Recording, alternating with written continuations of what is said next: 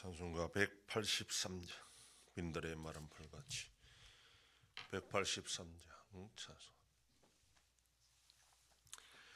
빈들의 마른 불같이 시들은 나의 영혼, 주님이 약속한 성령 간절히 기다리네.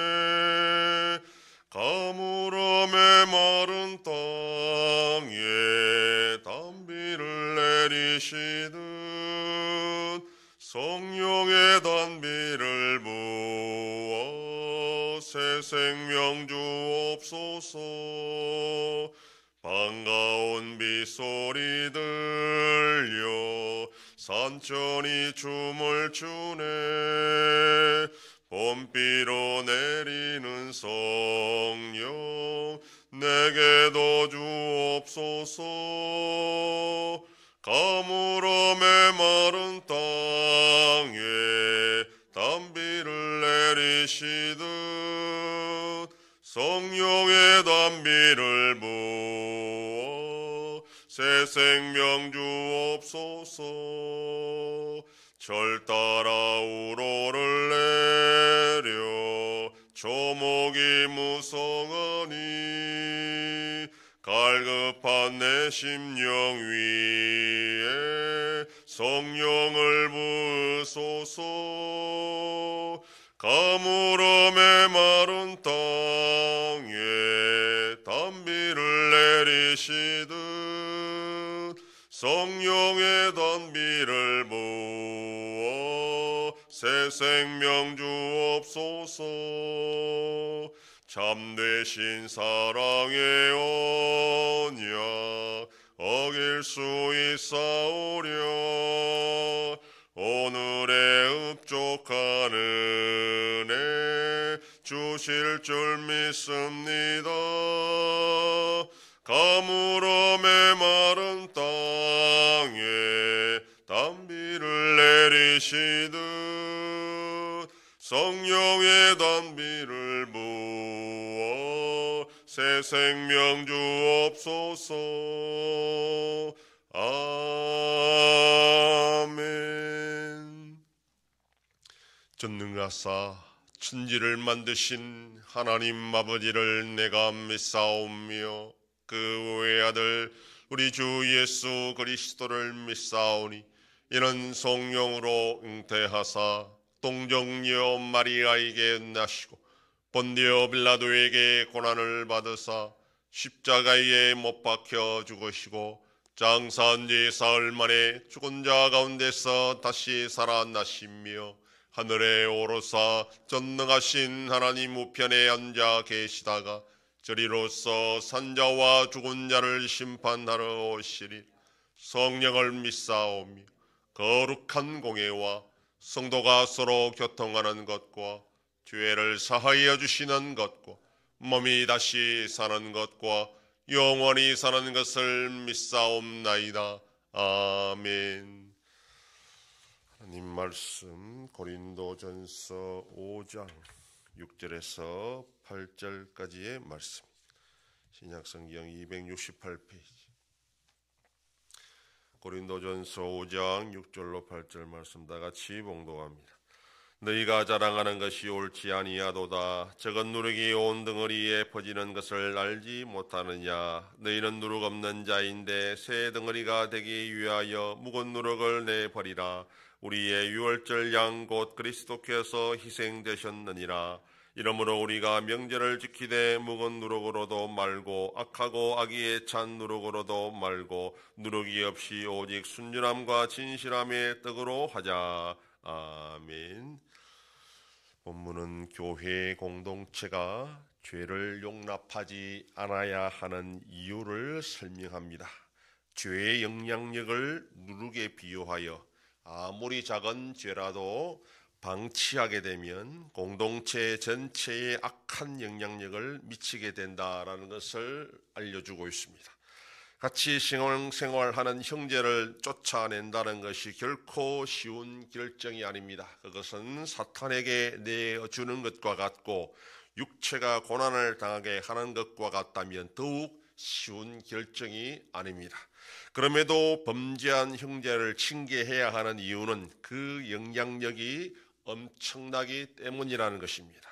아마도 바울이 사역했을 때 분명 이러한 사실에 대해 바울이 고린도 교회에 가르쳤을 것입니다. 그러나 고린도 교회는 그런 짓을 한 자에 대해서 아무런 조치를 지금 취하지 않았습니다. 그 사람과 개인적으로 친분이 있었을 것이고 또한 자신들도 알게 모르게 크고 작은 비슷한 죄를 짓고 있었을지도 모르는 상황입니다. 그러나 더 심각한 것은 그런 짓을 한 그 개인의 문제뿐 아니라 그것으로 말미암아 나머지 교회 공동체 전체에 영향이 적을 것이라 생각을 한 것이 문제라는 겁니다. 자신들은 그런 것에 전혀 동요하지 않고 자신들은 잘 믿을 수 있다 하는 이런 자만과 교만이 문제라는 것을 지금 바울이 간파하고 고린도 교회를 책망하고 있습니다. 그렇게 자랑하는 것은 옳지 않다는 겁니다. 틀렸다는 겁니다. 죄는 아무리 작은 것이라도 방치하면 그 결과는 엄청나다는 것을 누룩에 지금 비유하고 있습니다. 누룩 비유를 현대에 맞게 다시 비유하면 몸속에 발생한 암세포와 같다는 겁니다. 그것이 아무리 적은 것일지라도 방치하면 결국 사망에 이를 수 있는 것이 암이기 때문에 암은 발견 즉시 조치를 취하고 제거해야 됩니다. 암세포의 영향력이 얼마나 무섭다는 것을 우리는 잘 알고 있기 때문입니다.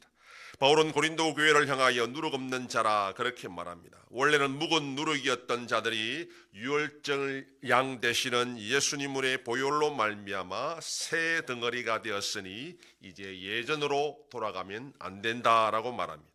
이것은 출애굽할 때 이스라엘 백성들이 유월절을 지키던 예식과 관계가 있습니다. 이스라엘 백성들은 유월절 다음 날부터 7일 동안 무교절을 지킵니다. 즉 누룩이 없는 딱딱한 떡을 먹는 절기입니다.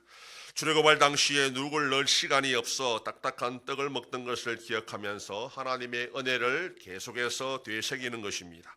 이후에 누룩은 애굽의 옛 생활을 상징하는 것이 되어서 하나님의 백성이 유월절을 통해서 애굽으로부터 구원받은 이후에는 애굽의 옛 생활을 벗어버려야 한다라는 의미로 누룩 없는 떡을 먹게 되는 것입니다.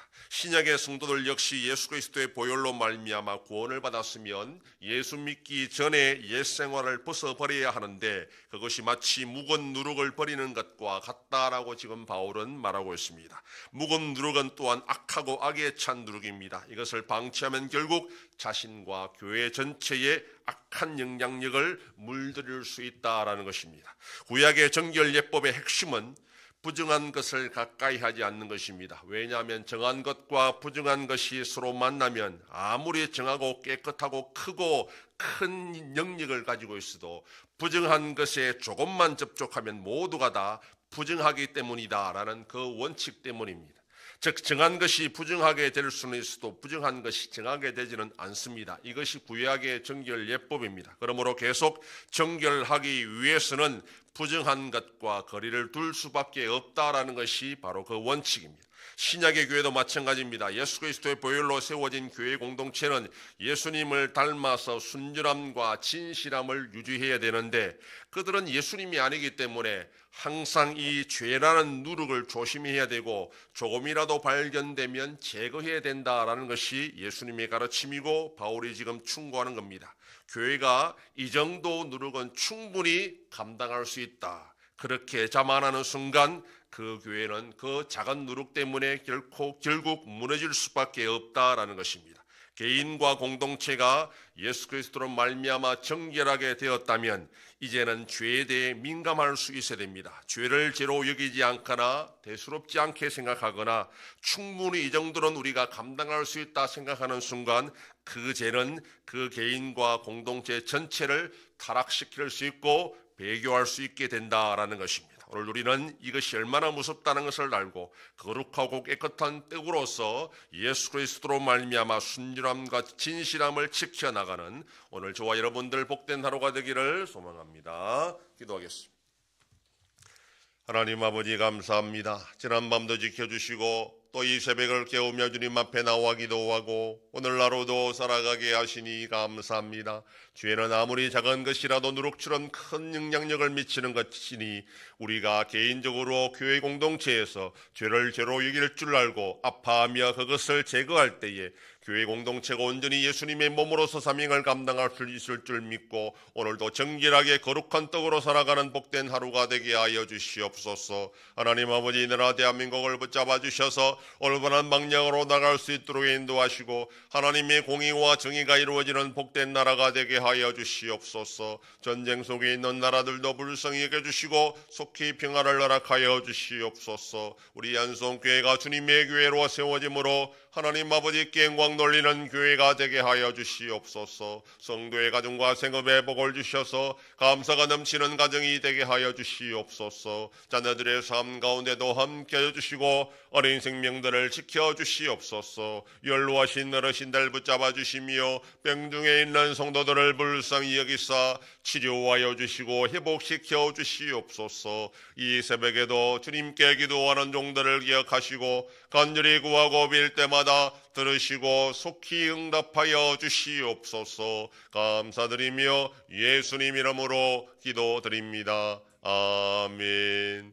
하늘에 계신 우리 아버지여, 이름이 거룩히 여김을 받으시오며 나라의 임하옵시며 뜻이 하늘에서 이룬 것 같이 땅에서도 이루어지이다. 오늘날 우리에게 일용할 양식을 주옵시고 우리가 우리에게 죄 지은 자를 사하여 준 것 같이 우리 죄를 사하여 주옵시고 우리를 시험에 들게 하지 마옵시고 다만 악에서 구하옵소서. 대개 나라와 권세와 영광이 아버지께 영원히 싸움나이다. 아멘.